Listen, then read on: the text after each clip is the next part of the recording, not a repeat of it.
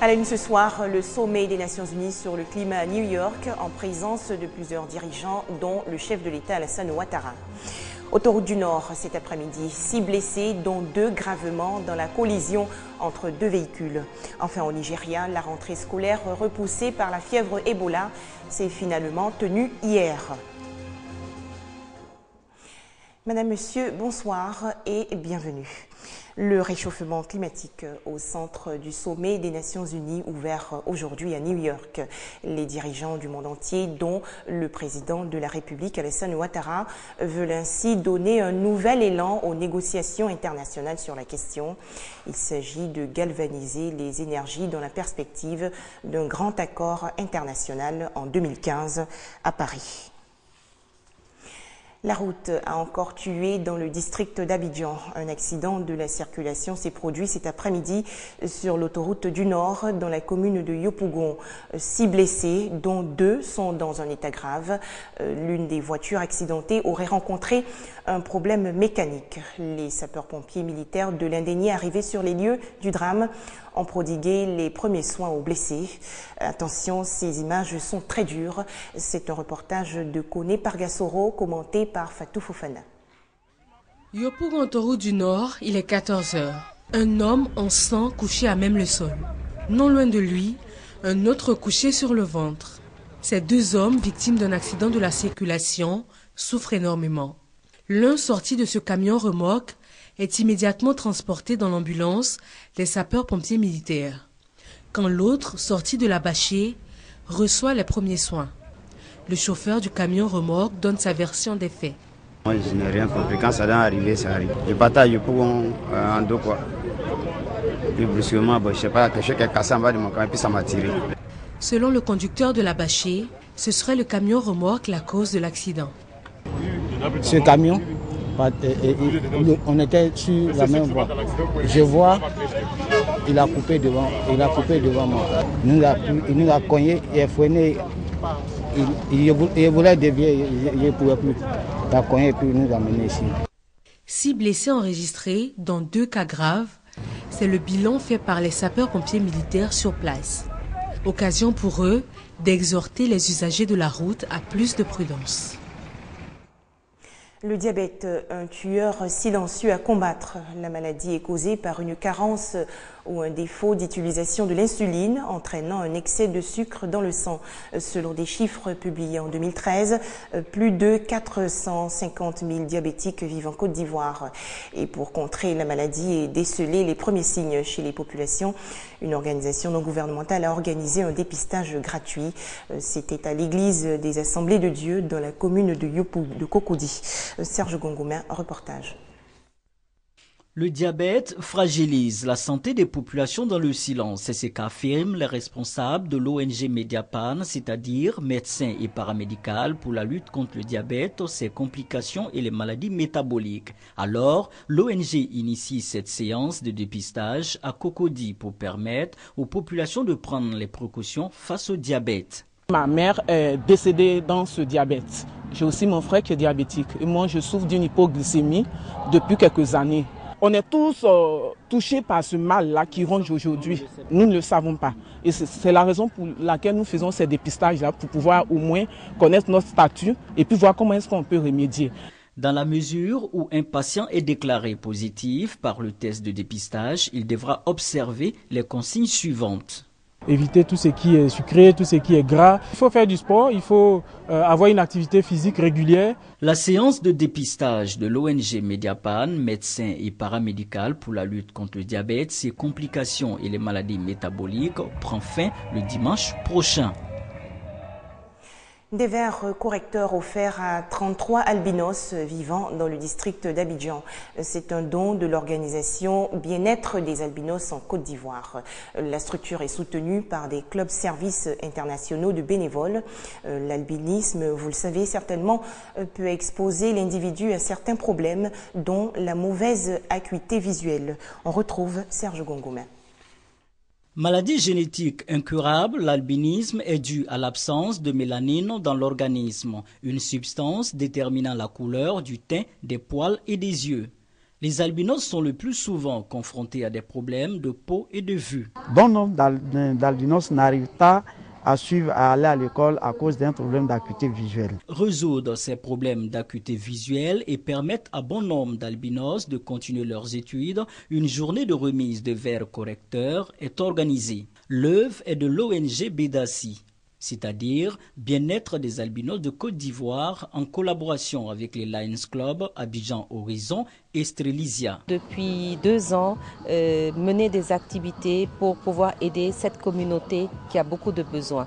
Il y a d'abord eu des séances de consultation gratuites suivies par la remise donc, de lunettes. Un geste salutaire pour les bénéficiaires. Je n'arrivais pas à lire correctement, regarder la télé, les journaux.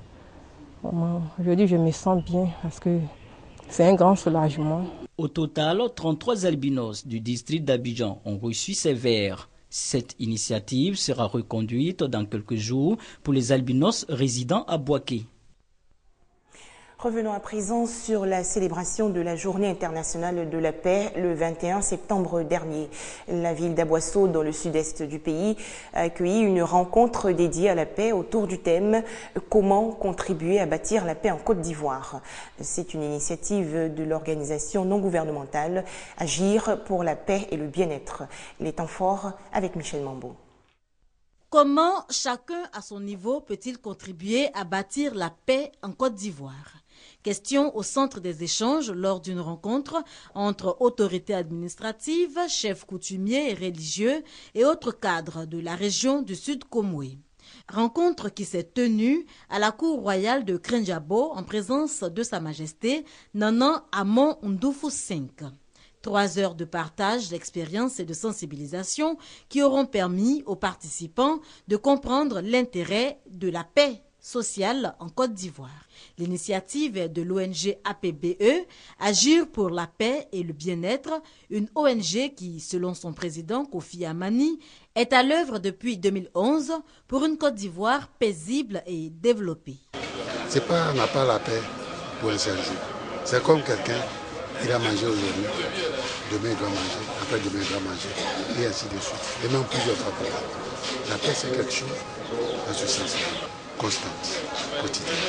Dépasser les clivages politiques, ethniques et religieux pour aller de l'avant, le message est clair et semble bien perçu. L'action de l'ONG APBE s'inscrit dans le cadre de la Journée internationale de la paix, journée célébrée tous les 21 septembre.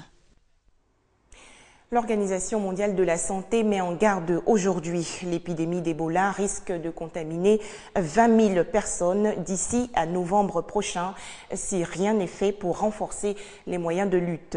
Le dernier bilan, faut-il le rappeler, fait état de 2811 morts en Afrique de l'Ouest sur 5864 cas. Rentrée scolaire perturbée au Nigeria en raison du virus Ebola. Les écoles ont rouvert leurs portes hier après les vacances qui ont dû être prolongées par crainte de la maladie. Mais la psychose demeure.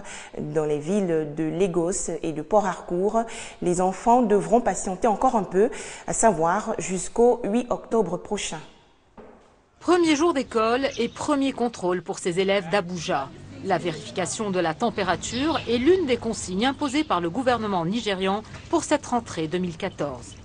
Pour éviter la propagation du virus d'Ebola, il y a les règles d'hygiène incontournables, mais aussi de nouvelles mesures de prévention. Nous avons formé une infirmière qui prendra les mesures nécessaires pour isoler toute personne malade. Aucun cas d'Ebola au Nigeria depuis 10 jours. L'épidémie serait contenue, mais le directeur ne veut prendre aucun risque. Alors avant de passer en classe, il rappelle les instructions à suivre. Les parents qui ont accompagné leurs enfants pour cette rentrée semblent rassurés. L'environnement est très propre et tout est bien mis en place. Il n'y a pas lieu de s'inquiéter. À Lagos, seuls quelques privilégiés ont pu reprendre le chemin de l'école. Très peu d'établissements sont équipés de désinfectants et autres matériels nécessaires à la prévention. Les écoles publiques et privées ne sont pas logées à la même enseigne. Malheureusement, dans l'état de Lagos, on n'a pas été préparé à temps. On n'a rien vu de cet équipement et c'est comme ça que la tension a commencé. Les enseignants ont refusé de reprendre le travail dans ces conditions et la rentrée a été reportée dans certains États du pays. Hervé Gourdel, un ressortissant français, a été enlevé dimanche en Algérie par le groupe Jun al-Khilafa. Les djihadistes menacent de le tuer si la France n'arrête pas ses frappes contre l'État islamique en Irak. Voici la vidéo de propagande diffusée lundi sur Internet. Elle montre le touriste français Hervé Gourdel entre les mains d'un groupe djihadiste qui menace de l'exécuter si la France n'interrompt pas ses opérations en Irak. Hervé Gourdel, un guide de haute montagne passionné de voyage, était arrivé samedi dans la région de Tizi Ouzou en Kabylie pour un trekking d'une dizaine de jours. Il a été enlevé dimanche par un groupe se faisant appeler les soldats du califat qui a fait allégeance à l'État islamique. L'armée algérienne a lancé une opération de recherche dans cette région, restée un théâtre d'activité des islamistes depuis la fin de la guerre dans les années 90. Depuis New York, le ministre français des Affaires étrangères a confirmé l'enlèvement, ajoutant que la situation était extrêmement critique. Les menaces qui sont proférées par ce groupe terroriste sont extrêmement graves et elles témoignent une fois encore de la cruauté extrême de ce mouvement que nous appelons Daesh et de tous ceux qui s'en réclament. Quelques heures avant l'annonce de cet enlèvement, l'État islamique avait lancé un appel à tuer les ressortissants français et américains. Sur son site internet, le Quai d'Orsay invite à la plus grande prudence les Français se déplaçant dans une trentaine de pays. Face à cette nouvelle menace, Paris rappelle qu'aucun groupe terroriste ne peut infléchir la position de la France. La Turquie en première ligne dans la lutte contre l'État islamique. Ankara, auparavant réticente, s'est finalement engagée à faire partie de la coalition internationale contre les djihadistes de l'État islamique. Le gendre de Oussama Ben Laden, condamné à la perpétuité à New York, Souleymane Abou Gaïd, également ancien porte-parole de Al-Qaïda, avait justifié les attentats du 11 septembre, quelques heures après le drame. Il a été reconnu coupable le 26 mars dernier par un jury populaire new-yorkais de complot visant à tuer des Américains et de soutien à des terroristes. Dernière destination ce soir, la Syrie, où l'armée américaine et des pays partenaires ont lancé des raids aériens contre les positions de l'État islamique en Syrie. C'est par un simple tweet du chargé de presse du Pentagone, repris par l'agence britannique Reuters, que l'annonce en a été faite. Les États-Unis ont tiré cette nuit pour la première fois 47 missiles de croisière Tomahawk depuis leur flotte en mer Rouge et dans le Golfe contre le territoire syrien. Appuyés par des raids aériens des alliés arabes de la coalition, ces frappes ont visé des sites d'entraînement, de commandement et d'opération des djihadistes de l'État islamique, à Raqqa, Deir ez-Zor, Hasaka et Boukamal. Confirmées par l'Observatoire syrien des droits de l'homme, ces opérations auraient détruit et endommagé leurs cibles et tué une vingtaine de combattants.